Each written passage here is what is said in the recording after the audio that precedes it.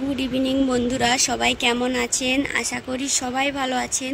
তো আমি আবারও চলে এসেছি আমার এই নতুন চ্যানেলটিতে একটি নতুন ভিডিও নিয়ে। আর আজকের ভিডিওতে আমি বানাতে চলেছি মুরগির ছাট। ছাটের মধ্যে আছে মেটে, কচকচি, ঠ্যাং এবং ডানা। আর এটা বানানোর জন্য কুচি করা আলু নিয়েছি, পেঁয়াজ কুচি নিয়েছি, আদা বাটা আর রসুন বাটা নিয়েছি, আর নিয়েছিলাম লঙ্কার গুঁড়ো আর নুন, হলুদ গুঁড়ো আর সর্ষে। এর সাথে আমি নিয়েছিলাম মশলা বাটার জল, মানে মশলা বাটার পরে যে সেল ধোয়া জল, ওইটা নিয়েছিলাম। তো আমি এখানে সমস্ত কিছু রেডি করে নিয়েছি। এরপরে আমি মাংসটাকে মাখিয়ে নেব। আর মাংসটা মাখানোর জন্য আমি প্রথমে ওর মধ্যে কুচানো যে আলুগুলো ছিল, সমস্ত আলুগুলো ওর মধ্যে নিয়ে নেব।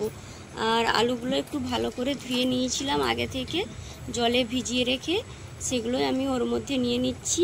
আর নিয়ে নিচ্ছি কুচানো পেঁয়াজ নিয়েছিলাম আমি মিনিমাম বড় বড় 3টে পেঁয়াজ। আর ওর মধ্যে এবারে দিয়ে দিলাম আদা বাটা, আর রসুন বাটাটা আমি এখন দিচ্ছি না। আর এর মধ্যে এবারে দিয়ে দেব লঙ্কার গুঁড়ো।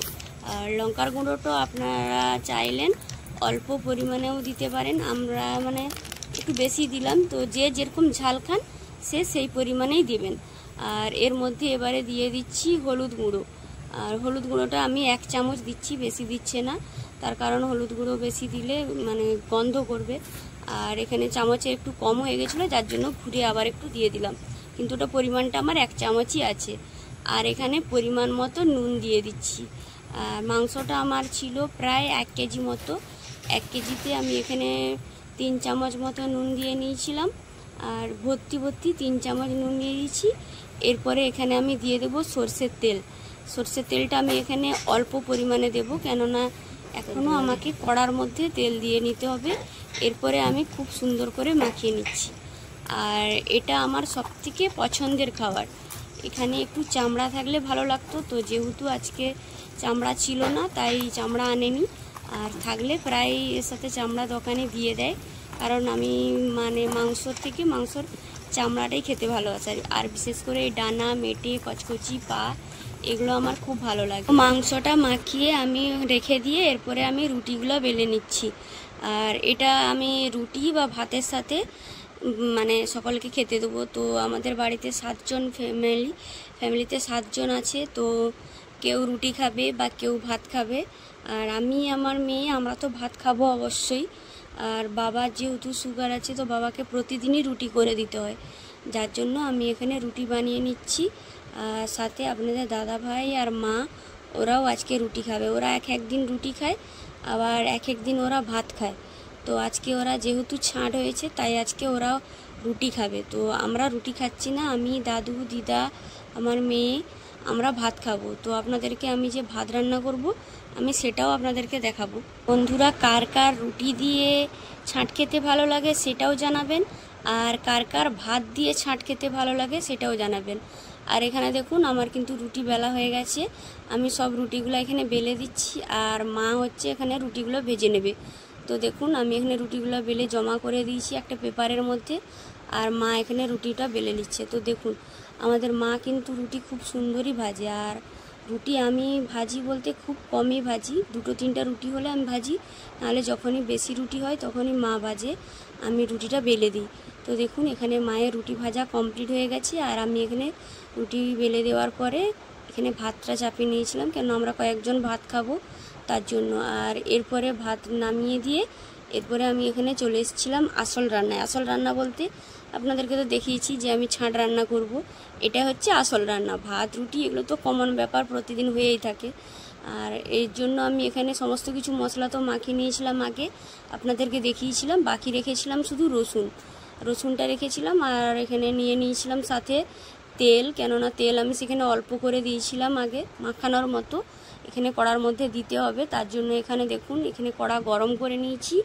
কড়া গরম করে ওর মধ্যে আমি তেল ঢেলে নেব।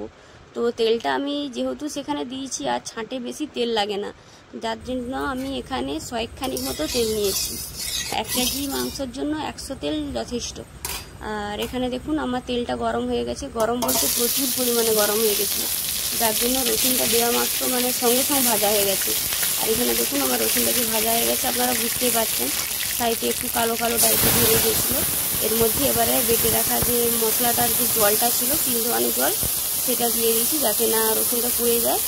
আর এরপরে আমি এখানে গুঁড়ো লঙ্কা একটু দিয়ে দিলাম কালারের জন্য, আর এখানে মশলার জন্য আমি একটু নুন দিয়ে দিচ্ছি। আর এরপরে আমি এখানে মানে এই মশলা জলটাকে ভালো করে জাল দিয়ে ফুটিয়ে ভালোভাবে কষা কষা টাইপের করে নেবো। তো দেখুন এখানে আমার মশলা কষানো হয়ে গেছে। এরপরে আমি এখানে মাখিয়ে রাখার ছাঁটটা ওর মধ্যে দিয়ে দেবো। তো ছাঁটে কিন্তু আমি সমস্ত মশলা আগেই মাখিয়ে দিয়েছি, আপনাদেরকে দেখিয়েছি। আর এরপরে আমি ভালো করে একটু নাড়াচাড়া করে নেব।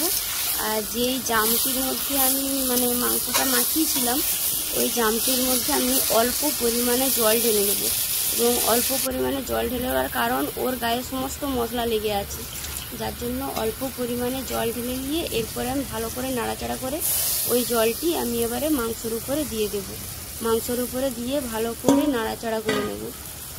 আর মাংসটাকে ভালো করে নাড়াচাড়া করে নিয়ে ওকে ওই জামটি ঢাকা দিয়ে ওকে এবারে আমি সিদ্ধ হতে দেব। আর ভেতর থেকে জলটা আপসে মরে আসবে। আর এমনিতেই মাংসর একটা জল বেরায়, তো সেই মাংসর জল প্লাস আমি যে জলটা দিয়েছিলাম সেটা আমি মরতে দিয়ে দিয়েছিলাম। আর এখানে দেখুন এরপরে আমি একটু ঢাকনাটা খুলে দেখে নিচ্ছি, কেননা বেশি জাল দিয়ে দিলে তো ছুঁয়ে যাওয়ার ভয় থাকে না, যার জন্য বা নিচে লেগে যেতে পারে, যার জন্য আমি ঢাকনাটা খুলে নিয়েছি। আর দেখছি যে আমার জলটা প্রায় মরে আসছে। তো এটা আমি এবারে ঢাকনা খোলা অবস্থায় নাড়াচাড়া করে নিচ্ছি। আর এখানে নাড়াচাড়া করে জলটা প্রায় মেরেই দিয়ে কষা কষা করে নিচ্ছি।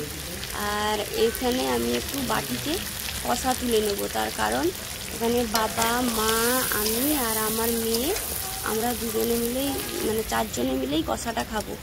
আর এই মানে ছাঁটটার একটু কষা খেতেই ভালো লাগে। প্লেন যদি কষা হয় তাহলে তো খুবই ভালো লাগে।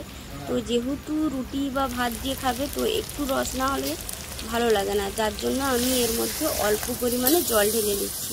তো জলটা যদিও ঢালছি, জলটা আমি মেরে নেব। আলুগুলো সিদ্ধ হয়ে যাবে। আলু সিদ্ধ হয়ে গেলে দেখবেন জলটা খুব মাখো মাখো টাইপের হয়ে গেলে আমি এখানে নামিয়ে নেব। আর এখানে দেখুন আমার কিন্তু রান্না কমপ্লিট হয়ে গেছে। কেন জলটা মরে গিয়ে বেশ তরকারিটা মাখো মাখো টাইপের ভাব হয়ে এসছে। আর এটাকে আমি বেড়ে নিচ্ছি বাটির মধ্যে। আর বাটির মধ্যে বেড়ে নিচ্ছি বলতে এখন শুধু বেটু আর বাবা খাবে, তাই ওদের দুজনেরটাই বেড়ে নিলাম। আর এখানে বাবাকে আমি রুটির সাথে তরকারিটা দিয়ে দিচ্ছি। বাবা 3টে রুটি খায়, বাবাকে 3টে রুটি দিয়ে দিচ্ছি। আর এখানে মেয়ের ভাতটা আগে থেকে আমি বেড়ে নিয়েছি। তরকারিটা বেড়ে এবারে ওর ভাতের থালায় তরকারিটা বসিয়ে দিয়ে ওদের দুজনকে আমি খেতে দিয়ে দেবো। তো দেখুন সেই বাবাকেও আমি খেতে দিয়ে দিয়েছি, এখানে সাথে বেটুকেও দিয়ে দিচ্ছি।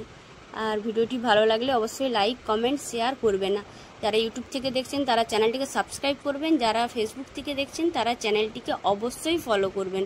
তো ভালো থাকবেন। এখানেই আমি ভিডিওটি শেষ করলাম। Tata, bye. ভালো লাগলে অবশ্যই লাইক করবেন, কিন্তু আপনারা কেউ ভিডিওটিতে লাইক করছেন না আর কেউ কমেন্টও করছেন না। প্লিজ দয়া করে লাইক, কমেন্ট, শেয়ার করবেন।